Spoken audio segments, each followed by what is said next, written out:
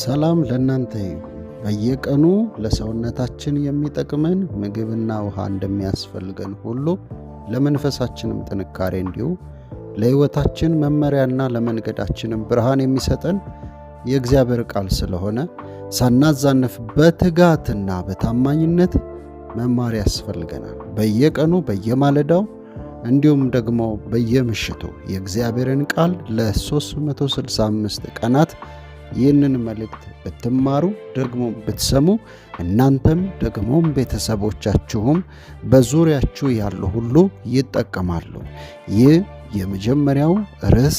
ከዛ በኋላ ደግሞ ለርዕሱ ደግሞ ይሆናሉ ተብለው የተዘጋጁት የመጽሐፍ ቅዱስ ጥቅሶች በማንበብ ቀናዎቻችሁ ላይ በማሰላሰል እንድትጠቀሙበት በጌታ ፍቅር አበረታታችኋለሁ። ስትጠቀሙ ላይክ፣ ሼር፣ ሰብስክራይብ ማድረጋችሁን አትርሱ።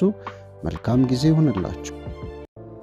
በልባችሁ መታደስ ተለወጡ እንጂ ይህንን ዓለም አትምሰሉ።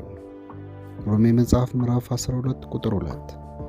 የእግዚአብሔር ፈቃድ እርሱ በጎ ደስ የሚያሰኝ ፍጹምም የሆነውን ነገር ሁሉ ምን እንደሆነ ፈትናችሁ ታውቁ ዘንድ በልባችሁ መታደስ ተለወጡ እንጂ ይህንን ዓለም አትምሰሉ።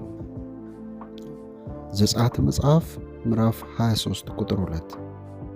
ክፉን ለማድረግ ብዙ ሰዎችን አትከተል፣ ፍርድንም ለማጣመም ብዙ ሰዎች ጋር ተስማምተ አትመስከር። ያዕቆብ መጽሐፍ ምዕራፍ 4 ቁጥር 4። አመንዝሮች ሆይ ዓለምን መውደድ ለእግዚአብሔር ጥል እንዲሆን አታውቁምን? እግዚአብሔር የዓለም ወዳጅ ሊሆን የሚፈቅድ ሁሉ የእግዚአብሔር ጠላት ሆነዋል። ሁለተኛ ቆሮንቶስ ምዕራፍ 6 ከቁጥር 14 እስከ 16። ከማያምኑ ጋር በማይመች አካሄድ አትጠመዱ፣ ጽድቅን ከአመፅ ጋር ምን ተካፋይነት አለውና? ብርሃን ከጨለማ ጋር ምን ኅብረት አለው? ክርስቶስ ከቤልዖር ጋር ምን መስማማት አለው? ወይስ የሚያምን ከማያምን ጋር ምን ክፍል አለው?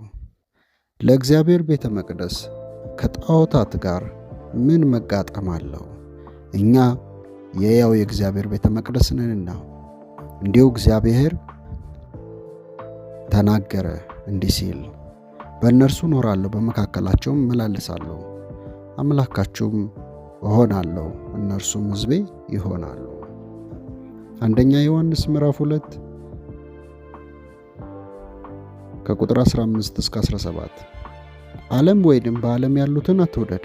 በዓለም ያለውን ሁሉ እርሱም የሥጋ ምኞትና የዓይን አምሮት፣ ስለ ገንዘብ መመካት ከዓለም ስለሆነ እንጂ ከአባት ስላልሆነ ማንም ዓለም ቢወድድ የአባት ፍቅር በእርሱ ውስጥ የለም። ዓለሙ ምኞቱም ያልፋሉ፣ የእግዚአብሔርን ፈቃድ የሚያደርግ ግን ለዘላለም ይኖራል። ኤፌሶን መጽሐፍ ምዕራፍ 2 ከቁጥር 1 እስከ 2። በበደላችሁና በኃጢአታችሁ ሙታን በነበራችሁ በእነርሱም በዚህ ዓለም እንዳለው ኑሮ በማይታዘዙት ልጆች ላይ አሁን ለሚሠራው መንፈስ አለቃ እንደሆነው በአየር ላይ ሥልጣን እንዳለው አለቃ በፊት ተመላለሳችሁባቸው። ኤፌሶን መጽሐፍ ምዕራፍ 4 ከቁጥር 20 እስከ 22። እናንተ ግን ክርስቶስን እንደዚህ አልተማራችሁትም፣ በእርግጥ ሰምታችሁታልና እውነትም በእርሱ እንዳለ በእርሱም ተምራችኋል። ፊተኛ ኑሯችሁን እያሰባችሁ እንደሚያታልል ምኞት የሚያጠፋውን አሮጌውን ሰውነት አስወግዱ። እግዚአብሔር አምላክ ሆይ በጌታ በኢየሱስ ስም በዚህ ቃል የሰሙ ሁሉ እንዲባረኩ ጸለይኩ። በጌታ በኢየሱስ ክርስቶስ ስም በልባቸው መታደስ እንዲለወጡ ዛሬ ደግሞ የጀመሩትን ቃል እስከ ፍጻሜ የሚያስቀጥሉ እንዲሆኑ በጌታ በኢየሱስ ስም ጸለይኩ። ይህንን የሰሙትን ቃልህን በሕይወታቸው ፍሬያማ ሆኖ እንዲያዩት በጌታ በኢየሱስ ስም በእያንዳንዱ ነገር እንድትረዳቸው፣ እንድታግዛቸው፣ እንድታበረታቸው በጌታ በኢየሱስ ስም ጸለይኩ። መንፈስ ቅዱስ እያንዳንዱን እንድታበረታ፣ እንድታጸና፣ እንድታጽናና፣ እንድትጎበኛቸው አብሮነትህ በኃይል እንዲገለጥ በኢየሱስ ስም ጸለይኩኝ። በየቀኑ በየማለዳው በየምሽቱ ከአንተ ጋር ኅብረት እንዲያደርጉ እንድትረዳቸው፣ እንድታግዛቸው ደግሞም እግዚአብሔር አምላክ ሆይ ይህ ዓላማ ደግሞ እስከ ፍጻሜ እንዲቀጥል እያንዳንዱ እንድትረዳ በጌታ በኢየሱስ ስም ጸለይኩ። የሰይጣን ሥራ በጌታ በኢየሱስ ስም ይፍረስ። ከቃሉ የተነሳ በረከት፣ ፈውስ፣ መከናወን፣ መሳካት ይሆንላችሁ። ከዚህ ቃል የተነሳ መለወጥ ሆኖላችኋል። ተባረኩልኝ። መልካም ጊዜ ይሆንላችሁ። ሰብስክራይብ፣ ላይክ፣ ለብዙ ወንድሞች እንዲደርስ ሼር አድርጉ። መልካም ጊዜ ይሆንላችሁ።